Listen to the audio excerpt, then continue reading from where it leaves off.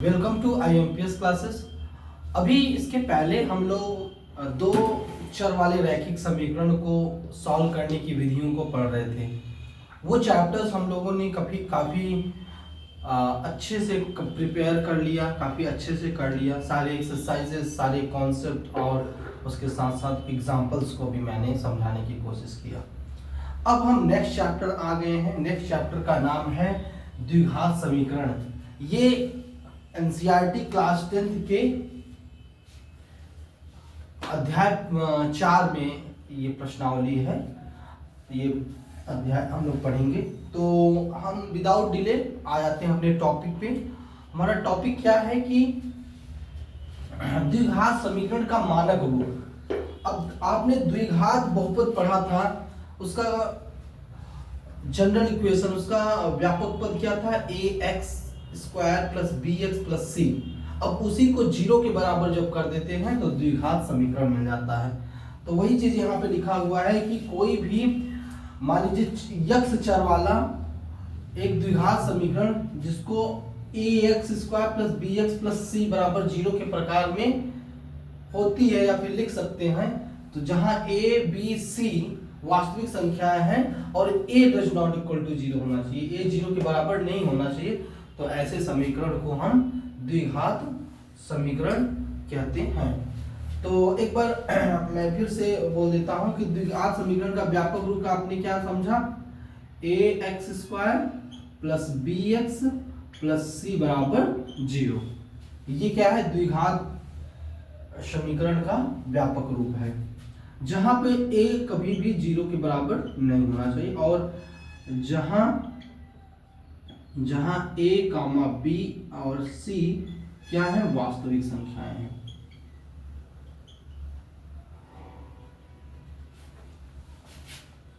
वास्तविक संख्याएं हैं। हेलो, ठीक है ना? तो ये हमारा कंप्लीट हो गया। अब हम इसके बाद एग्जांपल्स पे आएंगे। अभी हम लोगों ने द्विघात समीकरण का व्यापक रूप के बारे में स्टडी किया, समझा कि क्या होता है। द्विघात समीकरण का व्यापक रूप क्या होता है? ax square plus bx plus c equal to 0, जहां पे a b c क्या है? वास्तविक संख्याएं हैं और a 0 के बराबर नहीं होना चाहिए। अब हम आ गए हैं उदाहरण पे। उदाहरण क्या कहता है देखिए। इसमें पहला उदाहरण दिया गया है, इसको मैंने हल लिख दिया। और उदाहरण पहला क्या दिया गया है देखिएगा। जान और जीवंती दोनों के पास कुल मिलाकर 45 कंचे हैं। कितने कंचे हैं? 45 कंचे हैं। दोनों 5-5 कंचे खो देते हैं। अब उनके पास कंचों की संख्या का गुणनफल 124 है। हम जानना चाहेंगे आरंभ में उनके पास कितने कितने कंचे थे। तो इजी क्वेश्चन है, कैसे करेंगे देखिएगा। माना जॉन के पास कंचों की संख्या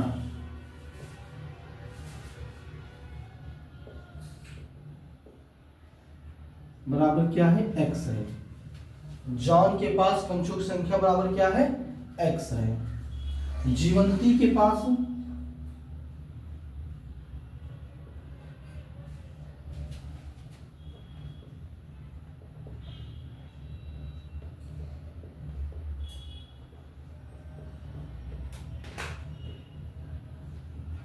कंचों की संख्या क्या हो जाएगा? 45 माइनस x। ठीक है। दोनों 5-5 कंचे खो देते हैं। 5-5 कंचे। अच्छा, ये कैसे आया? समझ में आ रहा है कि दोनों के पास कुल मिला के 45 है, तो एक x होगा, तो एक क्या हो जाएगा? 45 माइनस x हो जाएगा। अब क्या है कि दोनों ने 5-5 कंचे खो दिए, तो फिर उसके बाद उसका गुणनफल क्या हो जाएगा? यहाँ पे लिखेंगे दोनों ने 5-5 कंचे खो दिए, तो जॉन के पास कितना बचता है?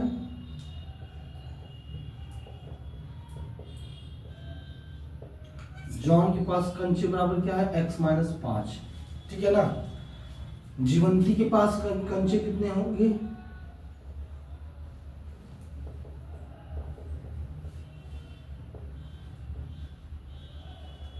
पैंतालीस माइनस x माइनस 5, ठीक है। इसको सॉल्व करने में क्या हो जाएगा, घट जाएगा, तो यहाँ हो गया 40 माइनस x हो गया, ठीक है। अब कह रहा है कि जब ये 5 खो देते हैं तो अब उनके पास जितने कंचे बचे हैं उनका गुणनफल क्या है, 124 है। तो यहाँ हम लिखेंगे प्रश्नानुसार, प्रश्नानुसार क्या हो जाएगा स्टूडेंट्स, आप x माइनस 5 गुणते 40 माइनस 5 बराबर 40 माइनस x बराबर क्या हो जाएगा, 124। आया बात समझ में यहाँ तक। अब गुना कर लीजिए, 40 x को 40 से करेंगे तो 40x, x को माइनस x से करेंगे तो माइनस एक्स स्क्वायर, माइनस 5 को 40 से करेंगे तो माइनस 200 और प्लस 5x बराबर 124। यहाँ माइनस एक्स स्क्वायर, ठीक है, और यहाँ हो जाएगा प्लस 45x, इसको जोड़ेंगे तो क्या हो जाएगा 45x माइनस 200 बराबर 124। अब क्या हो जाएगा, minus x square plus 45x minus 200 minus 124 बराबर 0, ठीक है। यहां तक कोई प्रॉब्लम नहीं। अब क्या हो जाएगा, माइनस एक्स स्क्वायर, ये प्लस है ये 45x, इसको ऐड कर लेंगे, जोड़ लेंगे, दोनों माइनस में है तो माइनस में क्या आ जाएगा 324 बराबर 0। तो माइनस कॉमन ले लेंगे तो x square minus 45x plus 324 बराबर 0। तो यहाँ x square minus 45x plus 324 बराबर 0। ये आपका क्या है, उभयनिष्ठ द्विघात समीकरण बना, ठीक है ना। ओके स्टूडेंट्स, अब हम उदाहरण नंबर 1 के दूसरे पार्ट पे आ गए हैं। दूसरा पार्ट क्या कहता है उसको आप समझेंगे और कैसे उसका हल लेंगे। आपको इसका भी एक गणितीय रूप में व्यक्त करना है। इसमें ये कहा गया एक कुटीर उद्योग एक दिन में कुछ खिलौने निर्मित करता है। क्वेश्चन बड़े आराम से ध्यान से पढ़ने की जरूरत है, तभी समझ में आएगा और तभी आगे का प्रोसेस कर पाएंगे। प्रत्येक खिलौने का मूल्य रुपए में 55 में से एक दिन में निर्मित किए गए खिलौनों की संख्या को घटाने से प्राप्त संख्या के बराबर है। अर्थात देखिए आगे पढ़ लीजिए, किसी एक दिन कुल निर्माण लागत 750 रुपए थी। हम उस दिन निर्माण किए गए खिलौनों की संख्या ज्ञात करना चाहिए। इसका गणितीय रूप हमको बनाना है। तो हम क्या लिखेंगे,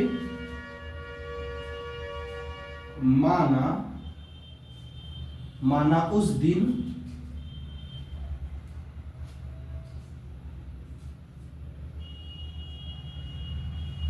दिन खिलौनों की संख्या, उस दिन निर्माण किए गए, ऐसे लिख सकते हैं, उस दिन निर्माण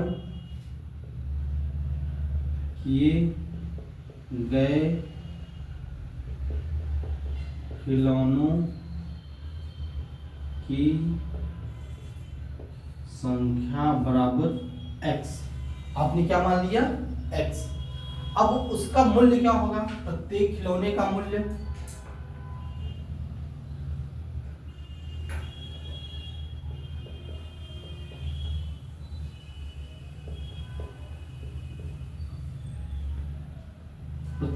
का मूल्य क्या होगा, कह रहा है कि 55 में से उस दिन निर्माण किए गए खिलौनों को घटाने पर प्राप्त होता है। तो 55 माइनस एक्स इतना रुपीस हो जाएगा। ये बात समझ में आ गया, आई थिंक समझ में आ गया होगा। इसमें कहा गया है कि जिस दिन, एक विशेष दिन में खिलौनों की जो संख्या निर्माण किया जा रहा है उसमें से उसको हम 55 में से माइनस कर देंगे तो उस खिलौने का मूल्य पता चल जाएगा। तो ये हो गया 55 माइनस एक्स। अब कुल लागत बोला है तो प्रश्नानुसार लिख सकते हैं यहाँ, प्रश्नानुसार कुल लागत क्या हो जाएगा, खिलौनों की संख्या गुणित एक खिलौने का मूल्य। खिलौनों की संख्या क्या है एक्स, एक खिलौने का मूल्य क्या है 55 माइनस एक्स बराबर कितना हो जाएगा 750। कितना हो जाएगा 750। अब इसी को गुणा करके हम आंसर ले लेंगे। तो यहाँ गुणा करेंगे तो क्या हो जाएगा 55x माइनस एक्स स्क्वायर बराबर 750 minus x square plus 55x minus 750 बराबर 0। ठीक है ना।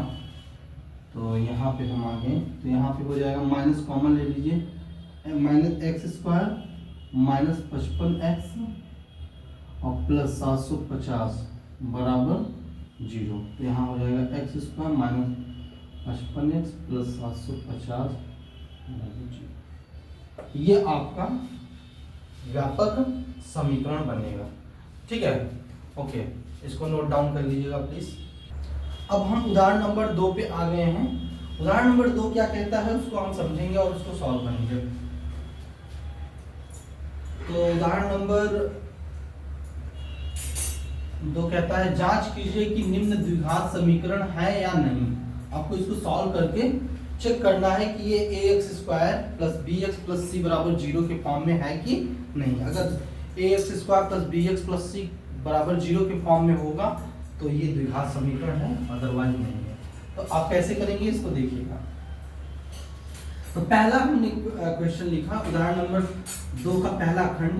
तो ये इस तरीके से लिखा है x माइनस 2 का होल स्क्वायर प्लस 1 बराबर 2x माइनस 3। ठीक है ना। अब इसको क्या करेंगे, इसको एक्सपैंड करेंगे। एक्सपैंड करेंगे तो क्या हो जाएगा एक्स स्क्वायर प्लस 4 माइनस 2 गुणते 2 गुणते एक्स प्लस 1 बराबर 2x माइनस 3। ठीक है। तो यहाँ पे हो जाएगा X square plus 4 minus 4x plus 1 बराबर 2x माइनस 3। ठीक है। तो क्या हो जाएगा यहाँ पे एक्स स्क्वायर ये 4 और 1 ये हो जाएगा 5 माइनस 4x बराबर 2x माइनस 3। तो क्या हो जाएगा, इसको सबको इधर लीजिए, एक्स स्क्वायर माइनस चलो प्लस ही 4 5 लिखते हैं और यहाँ 4x माइनस 2x प्लस 3 बराबर 0। अब ये अचर राशि है तो अचर राशि को अचर राशि से जोड़ देंगे, एक्स स्क्वायर और इसको इसके जोड़ देंगे तो माइनस 6x और प्लस 5 प्लस 3 बराबर 0। तो x square minus 6x plus 8 बराबर 0। तो ये क्या है आपका, ये ax square plus bx plus c बराबर 0 के रूप में है। अतः यह एक द्विघात समीकरण है। द्विघात समीकरण है। ठीक है। तो इस तरीके से पहला प्रश्न सॉल्व हो जाता है। अब हम आते हैं दूसरे पे। अब इसी में हम दूसरा भी कर देते हैं। दूसरा क्या है देखिएगा, देखिए दूसरा वाला x plus x plus 1 plus 8 बराबर x प्लस 2 और यहाँ x माइनस 2। ठीक है, ये है। तो इसको हम कैसे करेंगे, इसको गुणा करिए तो ये मिलेगा एक्स स्क्वायर प्लस 8 बराबर, इसको गुणा करेंगे तो एक्स स्क्वायर और इसको करेंगे माइनस 2x प्लस 2x और माइनस 4। ठीक है, ये होगा। तो क्या हो जाएगा X square plus x plus 8, ये कैंसिल हो जाएगा, दोनों सेम चीज़ है, एक्स स्क्वायर माइनस 4। अब इस साइड में ले लेंगे तो ये भी कैंसिल ही हो जाएगा, X square minus x square plus 4 plus x plus 8 बराबर 0। ये इससे कैंसिल हो गया, तो x प्लस 12 बराबर 0। तो क्या ये ax square plus bx plus c के फॉर्म में है? नहीं। अतः अर्थात समीकरण ax square plus bx plus c बराबर 0 के रूप में नहीं है। अतः समीकरण द्विघात समीकरण नहीं है।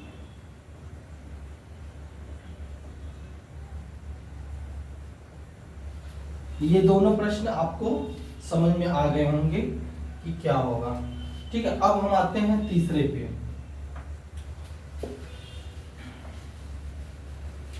अब हम दोनों हटा देते हैं। ओके,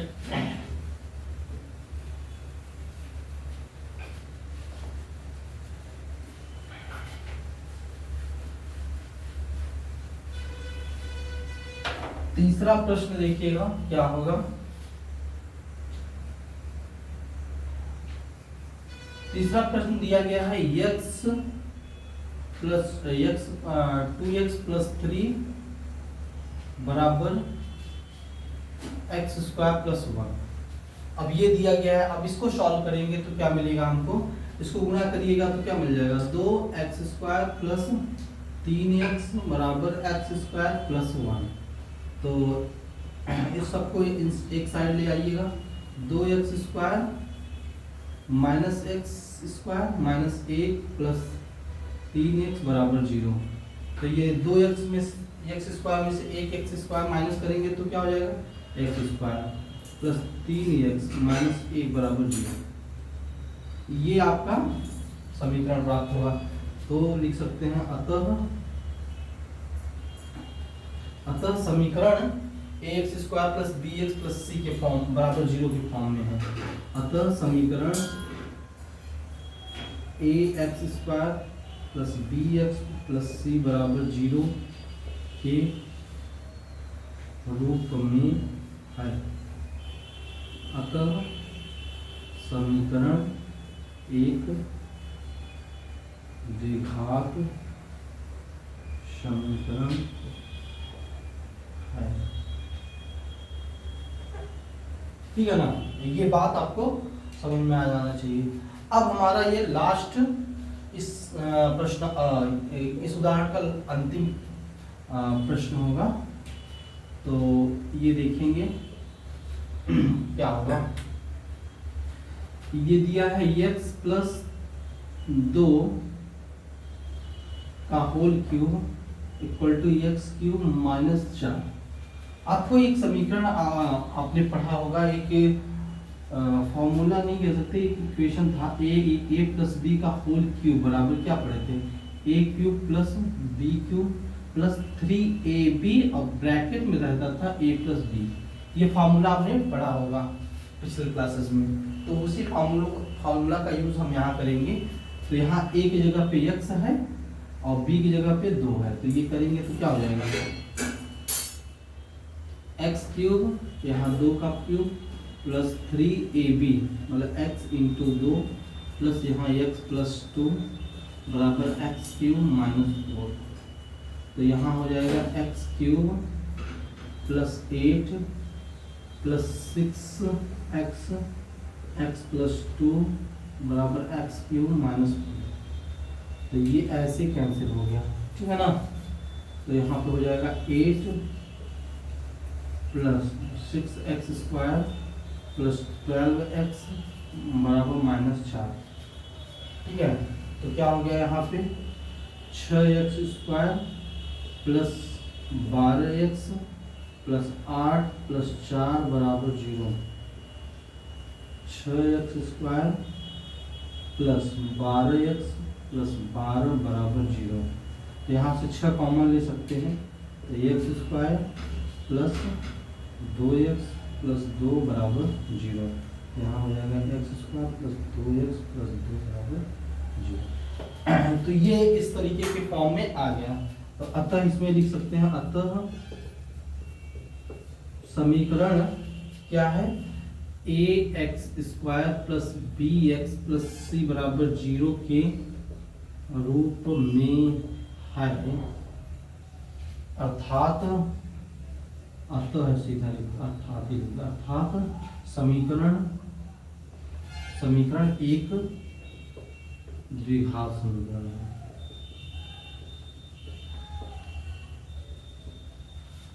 ठीक है ना। तो इस तरीके से हमने चारों खंड को कर दिए हैं।